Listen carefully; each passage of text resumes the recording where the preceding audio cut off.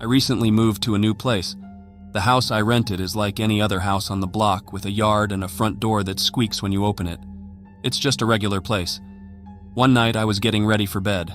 The clock on the wall said it was late, and I was tired from a long day. The routine was always the same: brush my teeth, change into pajamas, and then crawl under the cozy blankets. As I was about to doze off, I heard this weird noise.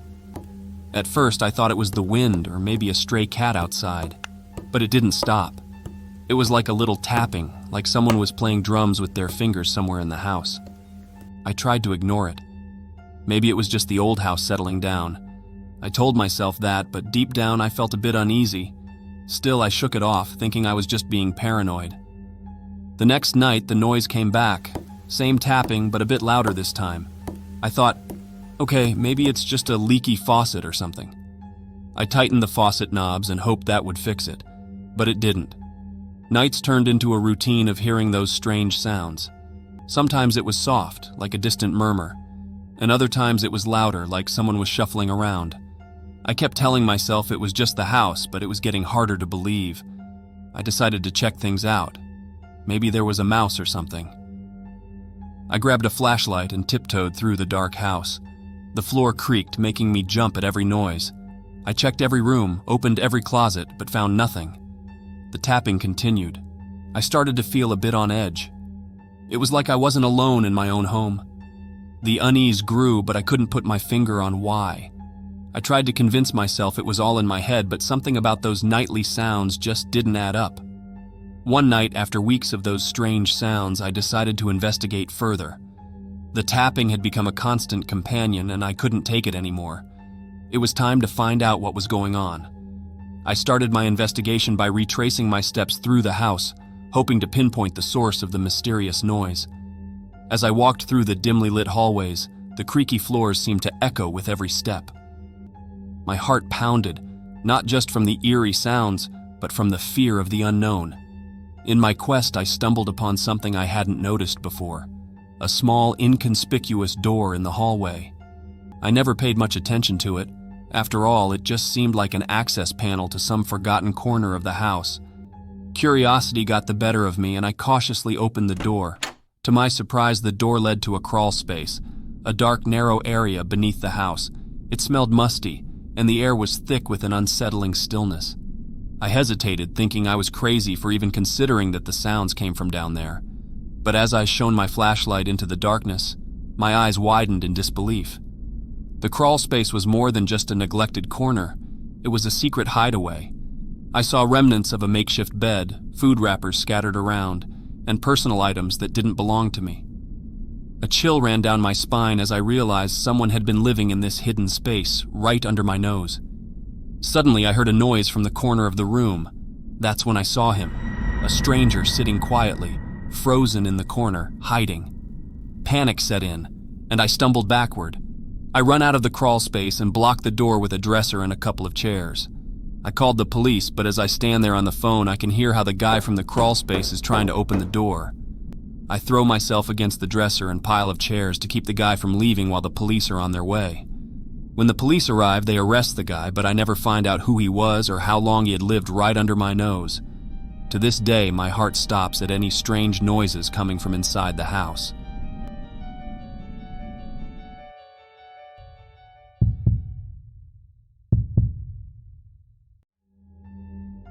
The TV flickered its dim light across the living room. I was curled up on the old couch, blanket wrapped around me, flipping through channels. My husband, Jack, was out working the night shift like he did most nights. It was just me and the quiet hum of the refrigerator. I started to drift into that half-sleepy state where reality blurs with dreams. The TV buzzed in the background, and the only other sound was the occasional creaks of the house settling in for the night. Everything felt normal, and I was on the verge of falling asleep when I heard it. A noise that didn't quite belong. At first, I thought it was just the house doing its usual nighttime song and dance. You know, the odd creak here and there, maybe the wind whispering through the trees outside. But as I listened more closely, the sounds weren't the usual suspects. They were irregular, like a clumsy dance of footsteps trying not to wake the world. I brushed it off, blaming my overactive imagination and the late hour. Maybe it was just the neighbors being louder than usual. However, the unease lingered like an unwelcome guest in my mind. I tried to shake it off, convincing myself that it was nothing.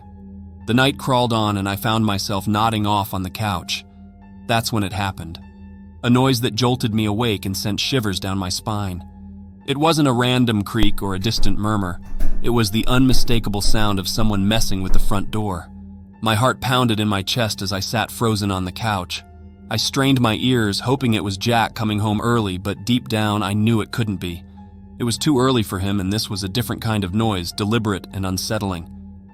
I tiptoed to the front door, trying not to make a sound. My breath caught in my throat as I peered through the peephole. There, on the other side, was a hooded figure fidgeting with the lock. Panic set in, and I fumbled for my phone, hands shaking as I dialed Jack's number. "Jack, something's wrong," I whispered into the phone, my voice barely audible. I explained the situation, feeling foolish and scared all at once. He promised to rush home and told me to call the police. As I waited, hidden in the closet, I could hear the intruder enter the house.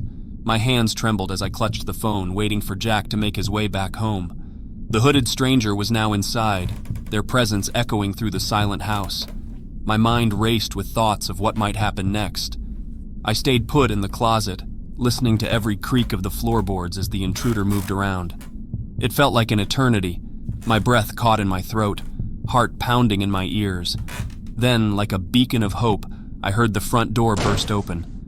Relief flooded over me as Jack's familiar voice echoed through the house, stern and commanding. "Hey, who the hell are you?" he bellowed. I dared to crack open the closet door just a bit, my eyes wide with terror. The hooded figure froze, caught off guard by Jack's sudden and forceful entrance. The room was charged with tension, a silent standoff as they sized each other up. In that heart-stopping moment, I clung to the hope that Jack, my everyday hero, would scare off this intruder.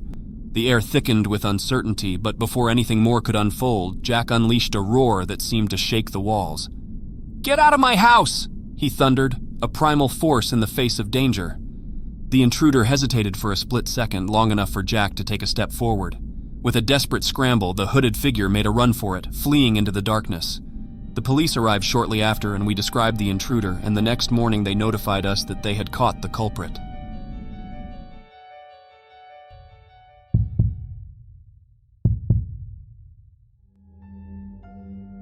The evening started like any other. I was sitting on the couch, flipping through channels, when suddenly the doorbell rang, cutting through the quiet. I hesitated for a moment, wondering who could be bothering me at this hour. As I approached the door, a feeling of unease settled in my stomach. I opened the door cautiously, revealing a person standing there, wearing a suit that seemed a bit too formal for a random evening visit. "Good evening, ma'am," the person said with a smile that didn't quite reach their eyes. "I'm here to offer you a fantastic insurance deal that you simply can't pass up. May I come in and discuss it with you?" I was taken aback, not expecting a salesperson at this hour, let alone one so insistent. Politely declining, I tried to close the door, but they put their foot in the way, preventing me from shutting it. "I promise it'll only take a few minutes of your time," they insisted, their tone taking on a more urgent note. Feeling uneasy, I firmly insisted that I wasn't interested and tried to close the door again. That's when things took a frightening turn. The person, who I thought was just a persistent salesperson, suddenly forced their way into my apartment. Panic set in as I realized this was no ordinary visit. Fear surged through me as I stumbled backward, my heart racing. It was clear that this person had no intention of discussing insurance. I had to think fast. In the heat of the moment, I threw a punch at their face, surprising both of us. It bought me a moment, and I used it to sprint towards the hallway where I kept the pepper spray. As I fumbled to open the drawer, I could hear the intruder closing in. I managed to grab the pepper spray just in time, but not without a struggle. We wrestled for control, the hallway filled with the sounds of our desperate struggle. Finally, with a surge of adrenaline, I seized the opportunity to spray the invader and make a break for the front door. I yelled for help as I stumbled outside, the cool night air hitting me like a welcome relief. Out of the corner of my eye, I saw my neighbor emerging from their apartment. They must have heard the commotion and rushed to see what was going on. My heart pounded as I pointed back towards my door, trying to convey the urgency without uttering a single word. Without hesitation, my neighbor stepped forward, a look of determination on their face. I could see the confusion in their eyes as they tried to make sense of the chaotic situation. Together, we cautiously approached my open apartment door, unsure of what we would find inside. As we entered, the apartment was empty. We searched through it to be sure, but found no one. The intruder had escaped.